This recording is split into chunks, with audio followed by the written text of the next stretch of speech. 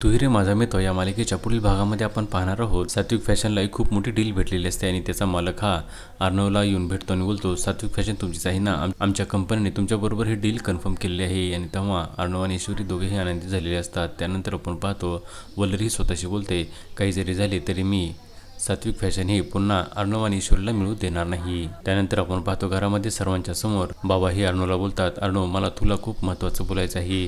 काही वर्षापूर्वी जो काही हादसा आपल्या घरी झाला होता त्याबद्दल. आणि सर्वजण उत्सुकतेने बाबाकडे पाहू लागतात. त्याच वेळेस त्या ठिकाणी वल्लरी येते आणि वल्लरी बोलते, वा स्पर्धेची खूप जोरदार तयारी सुरू आहे वाटतं. आणि वल्लरीला पाहिल्यानंतर बाबा हे घाबरतात आणि तेव्हा ईश्वरी विचारते, बाबा काय झाले, सांगा ना, तुम्हाला काय सांगायचे होते. त्यावेळेस बाबा बोलतात, काही महत्त्वाचे नव्हते, मला देखील काही कामं आहेत, असे बोलून बाबा तिथून निघून जातात. आणि ईश्वरी ही विचार करते, वल्लरी मामी आल्यानंतर बाबांचा मूड का बदलला, त्यांना काय सांगायचे होते परंतु त्यांनी का सांगितले नाही, असा ते विचार करू लागते.